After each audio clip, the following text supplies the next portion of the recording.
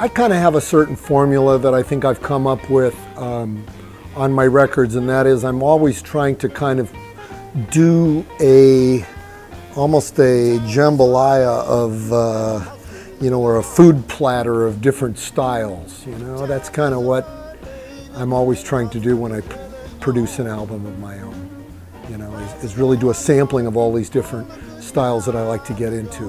Which is a little bit of Louisiana, a little bit of Chicago, a little bit of Memphis, a little bit of West Coast, and that's an acoustic, it's really always been that kind of variation that I try to incorporate into my records.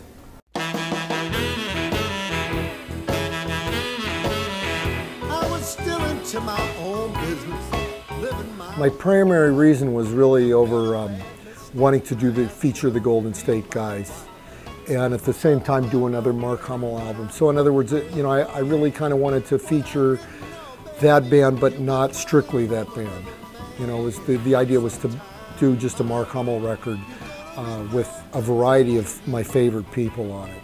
The album has, from the Joyride studio session, the Golden State Lone Star review is Charlie Baty, little Charlie Baty on guitar, Anson Funderburgh on the guitar, Wes Starr on the drums, and R.W. Griggsby on bass.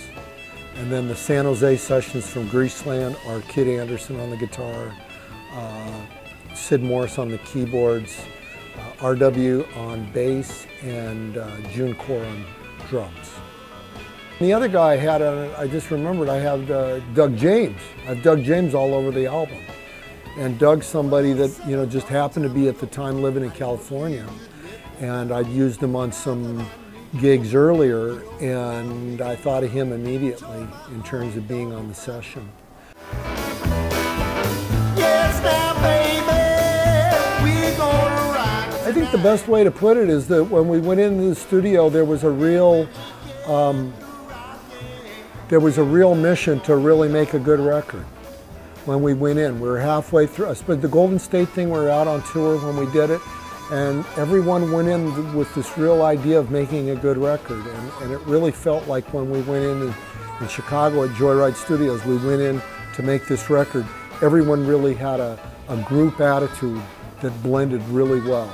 And playing off of each other's playings, the guitar players in particular really played off each other well on that. And I really felt the same thing when we went into Griggsby with Kid and Sid and June and R.W. There was the same kind of attitude when we went in to make that record, It was a real group effort, and no egos, getting in the way. Everyone just doing what it was they were supposed to do on each particular song and giving each particular song an identity, which is a major part of when you're cutting a blues record.